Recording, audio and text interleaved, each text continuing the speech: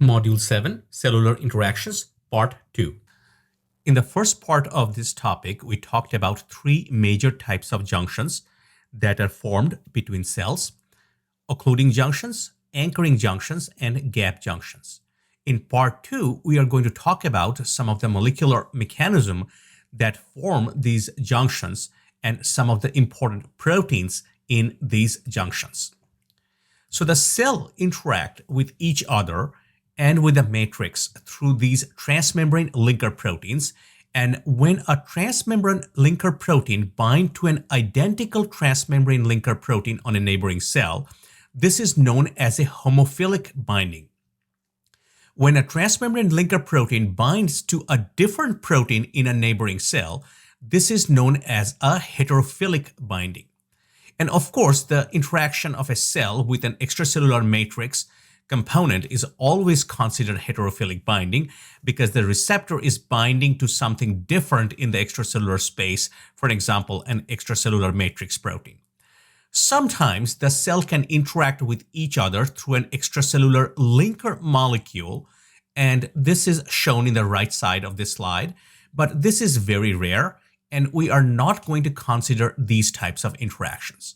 We're just going to talk about the homophilic interactions between the cell and the heterophilic interactions between the cells and the cell and the matrix. So this slide shows two examples of the homophilic interactions and two examples of heterophilic interaction. So for an example, the transmembrane linker protein cadherin participates in homophilic interactions with cadherins on a neighboring cell. There's another family of cell adhesion molecules, such as an immunoglobulin superfamily of cell adhesion molecules, or CAMs.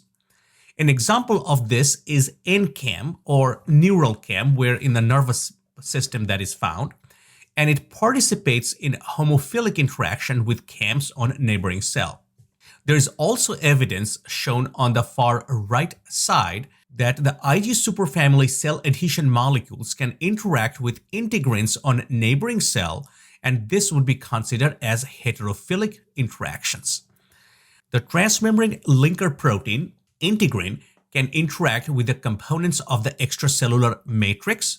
This would be a heterophilic interaction. And finally, a transmembrane linker protein known as selectin, an example is P-selectin, can interact with a glycoprotein of a neighboring cell. And this last heterophilic interaction, you can see that really important in the white blood cell function. I want to look at each of these proteins and each of these interactions. So let's start with cadherin. Cadherins are a very, very large family of cell adhesion molecules. You will remember they represent the transmembrane linker protein in adherence junction as well as desmosomes. The first three cadherins to be discovered are shown in the table. You have E-cadherin or epithelial cadherin, which plays an important role in junctions in embryos and non-neural epithelial tissues. Then there is P-cadherin or placental cadherin that plays also an important role during development, and you find a high abundance of this transmembrane linker protein in placental epithelial cells and also in skin epithelial layers of the epidermis. And then there is this N-cadherin or neural cadherin, which play a role in junctional complexes in nerve cell, in lens cell of the eyes, in cardiac muscle, and skeletal muscle. And you remember we talked about several of these cadherins as well. Desmoglein and desmocholine are members of this family, and they are the transmembrane linker proteins in desmosomes. So this is a general structure of cadherin. They are glycoproteins that are made up of between 700 to 750 amino acids. They have a very interesting 5 domains in the extracellular space shown here, and each of these domains is about 100 amino acids. And 3 or 4 of these domains are often able to bind calcium. And so the binding of calcium is really, really important in the function of cadherins.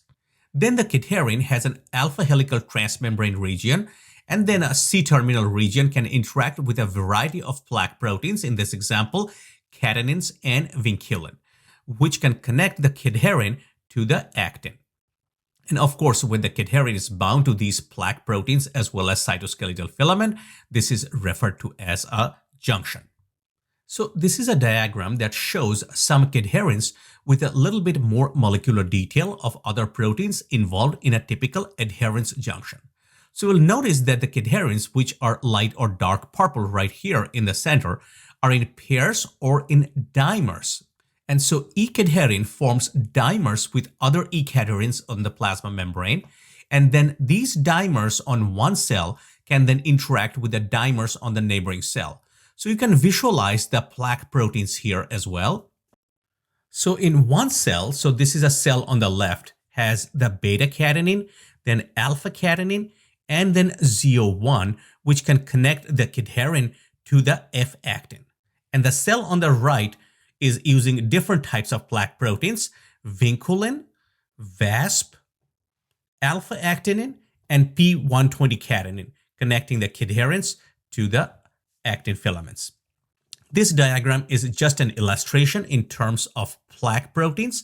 The plaque proteins aren't necessarily different in neighboring cell. So in this example, here's one cell is using one set of plaque proteins and the other cell using a different set of plaque proteins.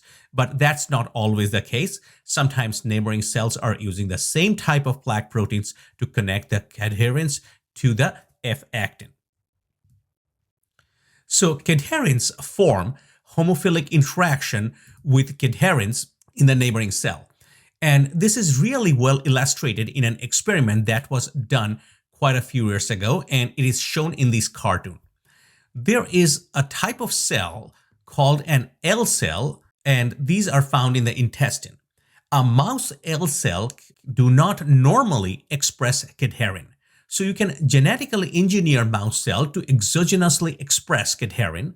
So in this experiment, the researchers engineered mouse L cells to express E-cadherin, P-cadherin, and N-cadherin. And when all these cells were mixed, and what they noticed that the cells expressing E-cadherin will only interact with E-cadherin.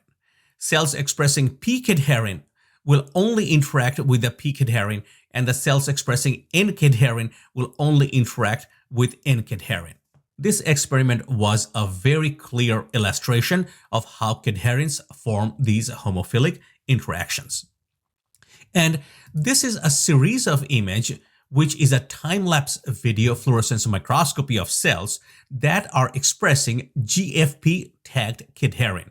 And you can see that when you mix these cells, after about 8 hours, these 3 cells are interacting very tightly. And you can see a strong accumulation of fluorescence and therefore the strong accumulation of cadherin between the cells. So cadherin is really important for connecting cells. And again, it forms a calcium-dependent homophilic interaction. And that's pretty much all about cadherin. So now let's take a look at example of an homophilic interaction, another example. And that is the Ig superfamily of cell adhesion molecules. This is a very, very large family of cell adhesion molecules, hence the name superfamily.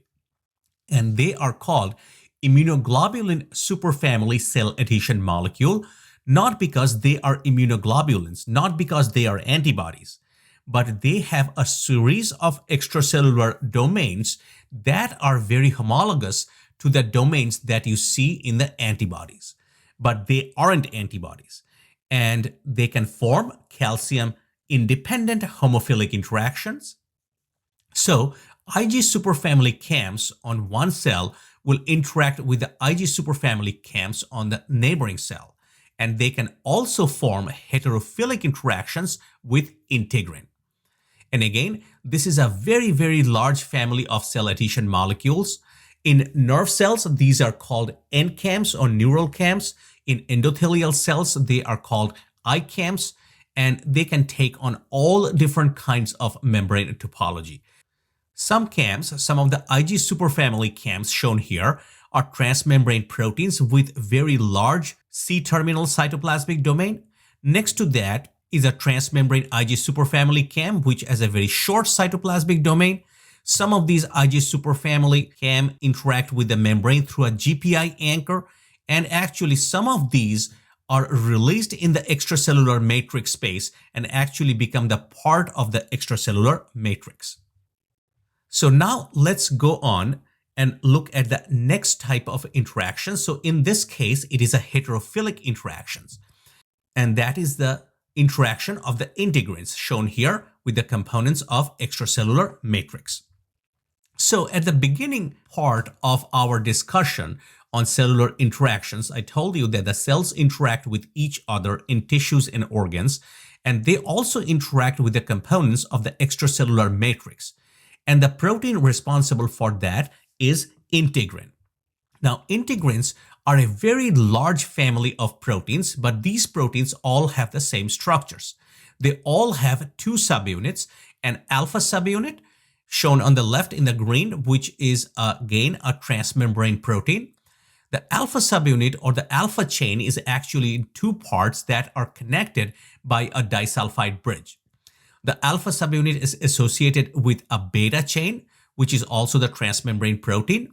The beta chain has a characteristically cysteine-rich region in the extracellular space, and the C-terminus of the beta chain can bind or interact with the proteins of the cell to connect the integrin to some type of cytoskeletal filament, such as actin or intermediate filament. On the alpha chain, there are 4 binding sites of calcium or magnesium. This is really important for the function of integrin. It is calcium-dependent binding.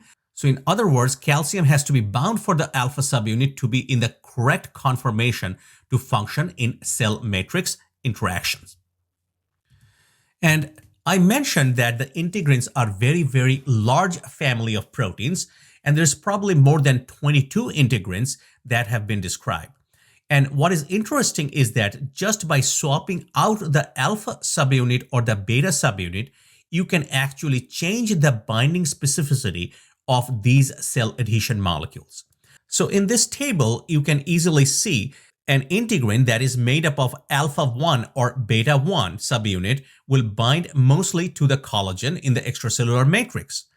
However, an integrin that is made up of alpha 2 subunits and the beta 1 subunit will bind mostly to the collagen, but it also has the capability of binding to laminin and so on. So other example of the various integrins and how the subunit composition changes the ligand that it binds. This is just to illustrate that you can have in multiple permutation and combinations of the alpha and the beta subunit to alter the specificity. So really interesting is that the cells can regulate the activity of integrin. So they can activate integrin and they can deactivate integrins. So in the top part is an illustration on how integrins become activated. So what you have is in the plasma membrane, in the green is an inactive integrin, and next to it is a receptor for cellular signaling. And then you have an extracellular space in yellow. You can see that some components of the extracellular matrix, something that the integrin can bind to. You have a signaling molecule that comes in and binds to the receptor. This activates the receptor. And then through a series of relay proteins, the integrin can be activated.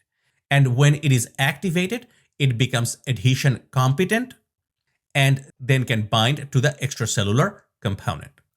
Cells also can turn off their integrins by phosphorylating them, and this is shown in the second part of this slide or the section B. So you see a couple of integrins. They are bound to the components of the extracellular matrix. You can see the intracellular attachment proteins that have attached the integrin to the cytoskeleton, to the actin cytoskeleton in this example. Now, kinases within the cell can phosphorylate the serine residues on beta chains, and this causes the entire complex to fall apart. And in doing so, you have deactivated the actin. And this is really important for a number of reasons. One of them we talked about already. Remember, we talked about motile cells. When the cells are moving, they have continuously form or produce or generate and break the focal contacts. because as the cell is moving along a substratum, focal contacts are being made at the leading edge of the cell, and the focal contacts are being broken at the trailing edge of the cell.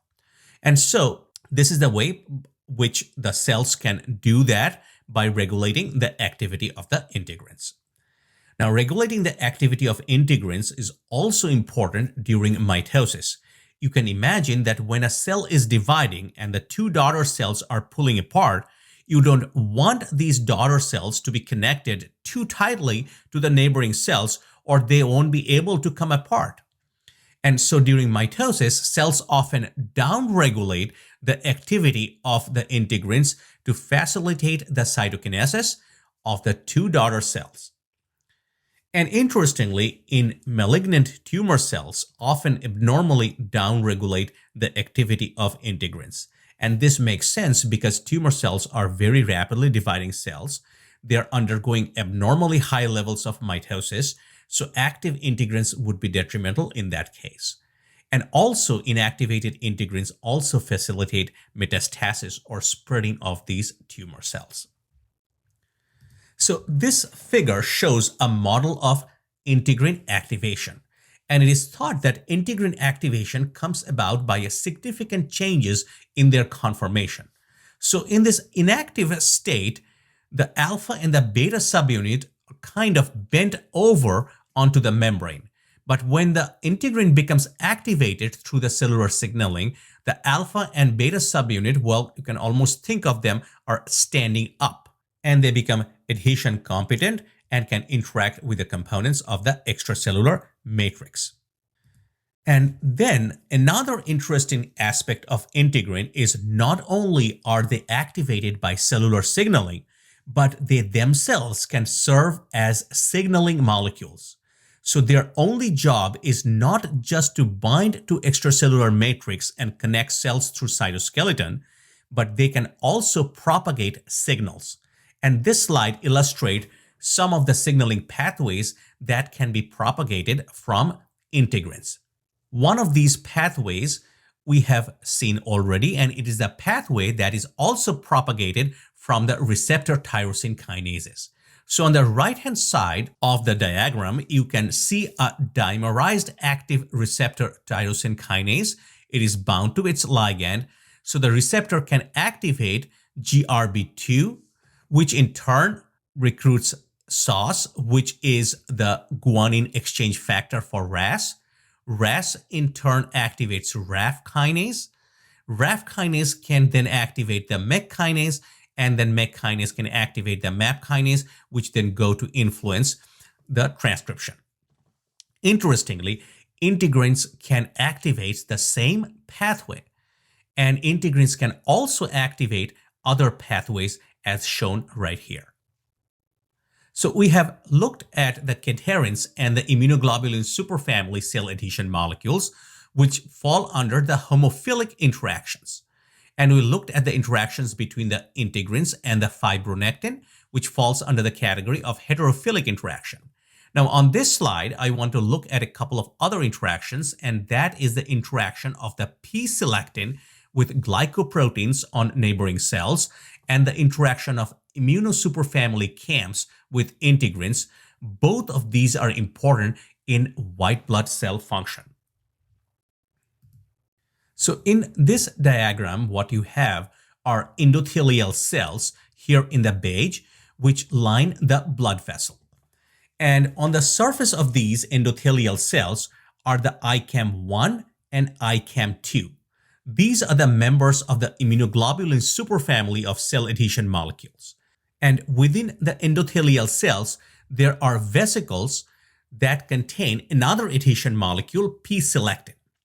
Now, within the bloodstream, you have the white blood cells or the leukocyte, and they are shown here in the blue, and they have a number of interesting molecules on their cell surface. First of all, they have what is known as a mucin-like CAM in yellow, labeled to as selectin ligand, and it is the ligand for P-selectin. And you also have the integrins on the surface of the white blood cells. And in this example, it is an alpha L beta 2 integrin, which can interact with ICAM1. And finally, you have a signaling receptor known as a PAF receptor in gray, which stands for platelet activating factor.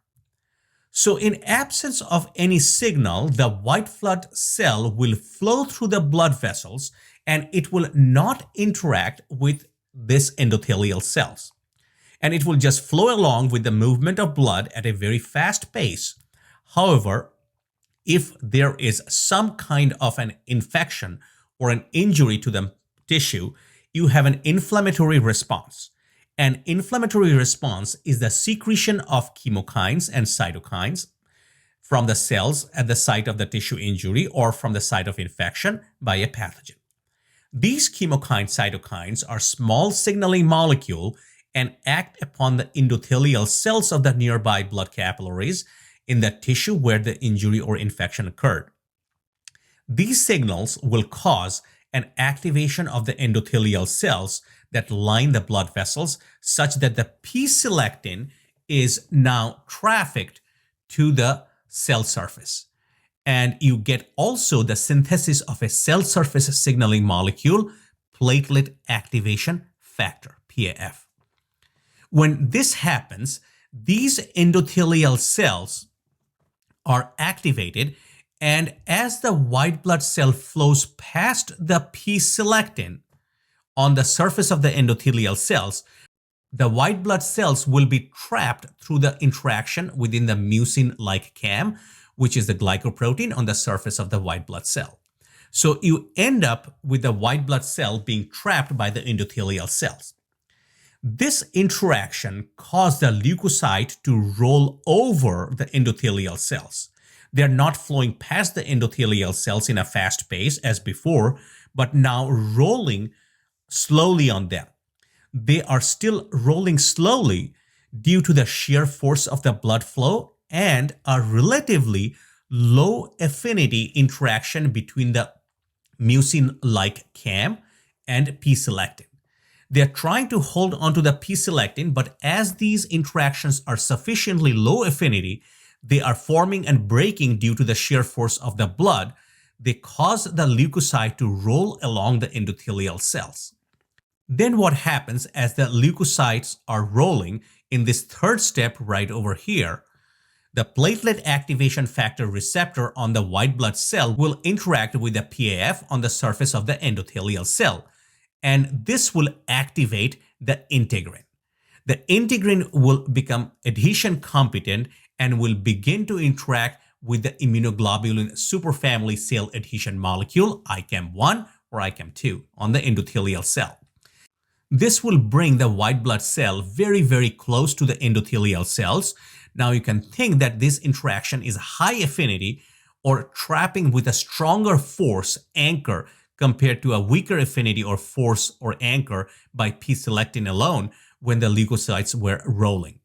And then the activation of the integrin can also activate the motility of the white blood cells, and that white blood cell can actually crawl through the spaces between the endothelial cells and move into the site of infection or move at the site of the injury as a part of the inflammatory response. So there you can see a combination of different cellular interactions.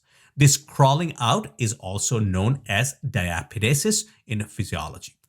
Interaction between integrin and the Ig superfamily cam, interaction of the P-selectin and the glycoprotein mucin-like cam, as well as signaling through a cell surface receptor PAF, all three of these functions come together to draw the white blood cell out of the bloodstream to the site of infections, where they needed to fight the infection. So this final slide is just a summary of all of the junctions that we talked about. We talked about the tight junctions shown here close to the apical side of the epithelial layer. Then there are adhesion belts right below these tight junctions.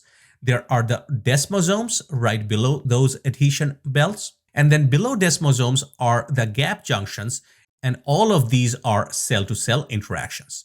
At the bottom of this figure are the hemidesmosomes, which are integrin-based cell matrix junctions. And there are focal contacts, which are also integrin-based cell matrix junctions. In the case of hemidesmosomes, the cytoskeletal filament is the intermediate filament, and in case of the focal contacts, the cytoskeletal filament is actin. And then on the right side of this image are some specific protein interactions that we looked at.